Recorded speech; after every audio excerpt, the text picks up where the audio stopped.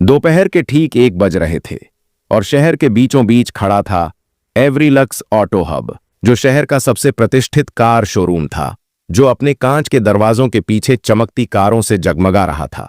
और वहां का माहौल कुछ ऐसा था कि सामान्य आदमी उसके अंदर जाने की हिम्मत भी न करे। तभी उसी समय एक दुबला पतला बुजुर्ग धीरे धीरे वहां आया, जिसने हल्का मटमैला कुर्ता पैजामा पहना था और उसके हाथों में पुराना बैग था, पर उसकी आंखों में गजब का आत्मविश्वास था। और जैसे ही वह शोरूम के दरवाजे पर पहुंचा, तभी उस शोरूम का गार्ड उस बुजुर्ग पर जोर से गरज पड़ा और उससे कहा, ओए बाबा, क्या चाहिए तुम्हें? बताओ, अंदर ग्राहक आते हैं, आप सामने फुटपाथ के पास बैठ जाइए। तभी बुजुर्ग ने शांत मुस्कान के साथ गार्ड से कहा, बेटा, मैं भी ग्राहक ही हूं और मैनेजर से मिलने आया हूं और मुझे एक कार देखनी है। तभी उस गार्ड ने हंसकर दूसरे गार्ड से बोला, देखो गुरु, आजकल बाबा लोग भी लग्जरी एसयूवी लेने आते हैं। जिसके बाद दोनों गार्ड जोर से ठहाका मारकर हंस पड़े, लेकिन फिर भी उस बुजुर्ग ने गार्ड से बड़ी शांति से कहा, बेटा, हंसो या रो, पर मुझे अंदर जाना ही है। तभी उसी समय शोरूम के अंदर से एक तेज और कड़क आवाज आई, बाहर ये शोर किस बात का हो रहा है? ये आवाज थी शोरूम की सीनियर सेल्स लीड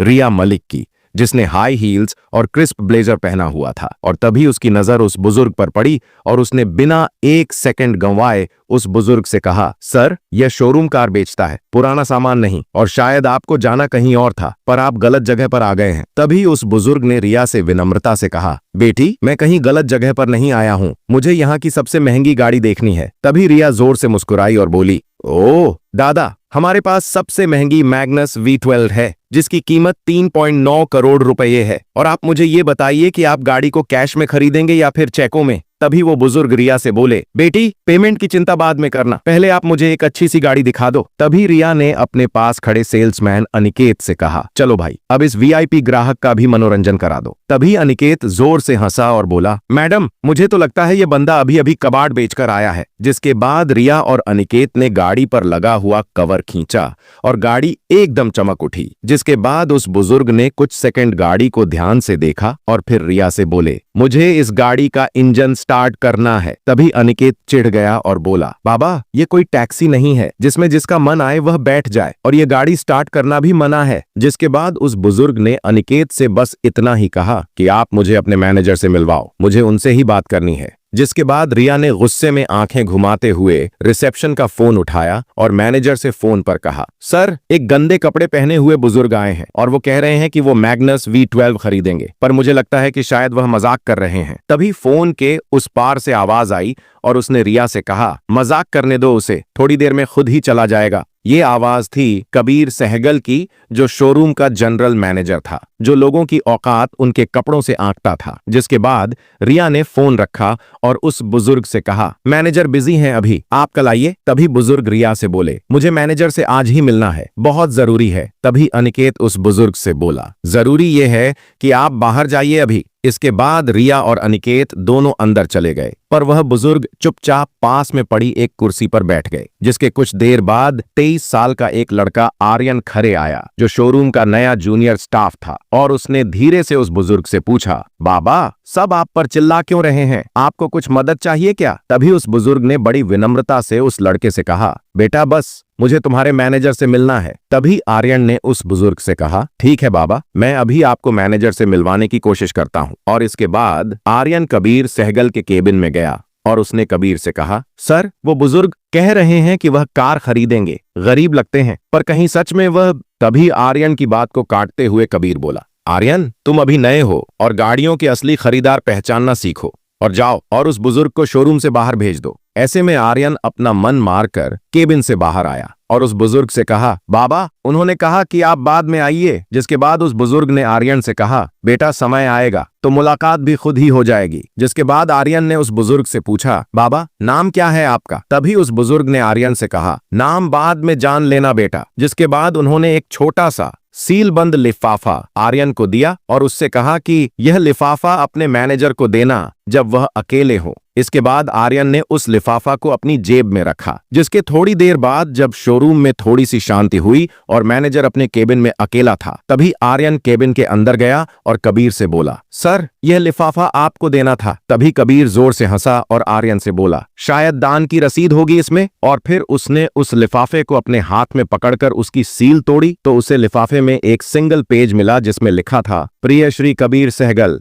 आपके आज के रवैये ने मुझे बहुत कुछ बताया है और कल सुबह 11 बजे मैं नेक्सरा कार्प के हेड ऑफिस में आपसे मिलूंगा। वहां तय होगा कि एवरीलक्स ऑटो हब का भविष्य किसके हाथ में रहेगा। और उस लेटर के नीचे लिखा था आर अरोड़ा। तभी उस लेटर को पढ़ने के बाद कबीर की सांस अटक सी गई और वह बोला, आर अरोड़ा, नेक्सरा कॉर्प, यही तो हमारी पेरेंट कंपनी है। और आर अरोड़ा कंपनी का फाउंडिंग डायरेक्टर जो सालों से पब्लिक में नहीं दिखा। तभी उसने तुरंत इंटरकॉम दबाया और रिया से कहा, अभी मेरे केबिन में आओ तुरंत। जिसके बाद रिया तुरंत कबीर के केबिन में गई और कबीर ने रिया को वह पेपर दिखाया और उससे कहा, वह वही बुजुर्ग थे और यह नाम समझती हो ना इसका मतलब। तभी रिया का चेहरा एकदम सफेद पड़ गया और वह कबीर से बोली, सर मतलब वो। तभी कबीर ने रिया से कहा, हाँ वो, और हमने उन्हें प्रैक्टिकली ठोकर मारी है। ऐसे में रिया कांपती हुई आवाज में कबीर से बोली, सर अब हमारा क्या होगा। तभी कबीर रिया से बोला, कुछ नहीं होगा, कल माफी मांग लेंगे और उनसे थोड़ा सा इमोशनल ड्रामा कर लेंगे और अगर जरूरत पड़ी तो उनसे कह दूंगा कि कोई फर्जी आदमी उनके नाम का इस्तेमाल कर रहा था। लेकिन केबिन के बाहर खड़ा हुआ आर्यन उनकी सब बातें सुन रहा था और उसके भीतर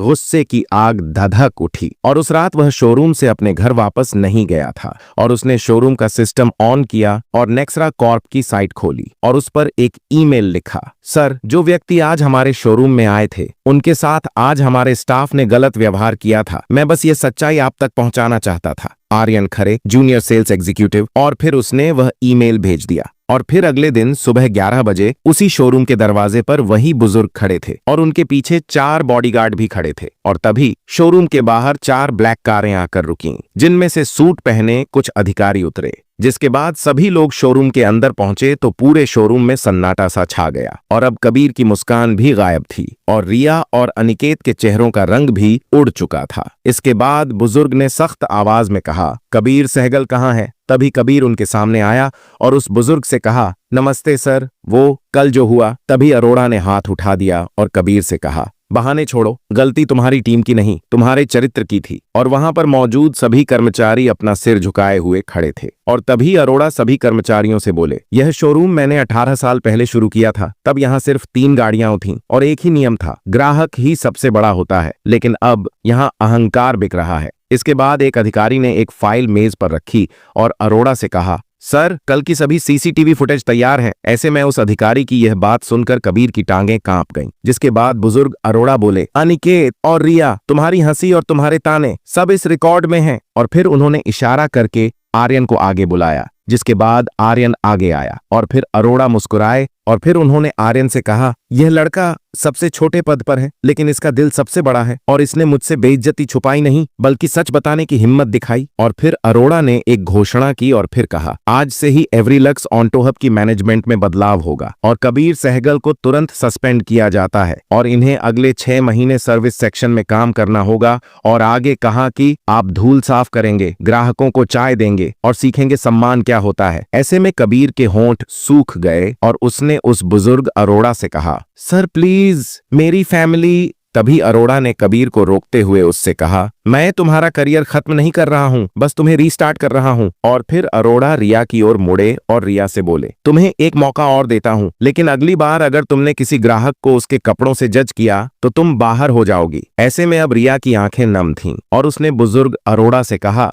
सॉरी सर, अब मैं कभी ऐसा नहीं करूंगी। जिसके बाद फिर अरोड़ा ने आर्यन की ओर देखा और उससे कहा, आर्यन आज से आप इस शोरूम के असिस्टेंट मैनेजर होंगे, क्योंकि जहां सबने व्यक्ति को उसके कपड़ों से जज किया वहां पर आपने इंसान का दिल देखा। ऐसे में अरोड़ा की यह बात सुनकर आर्यन की आंखें भर आईं और उसने अरोड़ा से बोला, सर मैं बस सही करने की कोशिश कर रहा था। तभी अरोड़ा ने आर्यन से कहा, इसीलिए तो मैंने तुमको अब इस शोरूम का मैनेजर चुना है। इसके कुछ हफ्तों के बाद शोरूम का माहौल पूरी तरह से बदल चुका था और अब उस शोरूम में काम करने वाले सभी लोग लोगों से विनम्रता से बात करते थे। और अब आर्यन उस शोरूम का असिस्टेंट मैनेजर था, लेकिन वह सभी लोगों से विनम्रता से बातें करता था। और एक दिन रिया आई और उसने आर्यन से कहा, आर्यन सर, हेड ऑफिस से आपका बुलावा आया है और मिस्टर अरोड़ा आपसे मिलना चाहते हैं। इसके बाद अगले दिन जब आर्यन विशाल और चमकदार हेड ऑफिस की बिल्डिंग में दाखिल हुआ तो उसका दिल जोरों से धड़क रहा था। इसके बाद अरोड़ा ने आर्यन से कहा,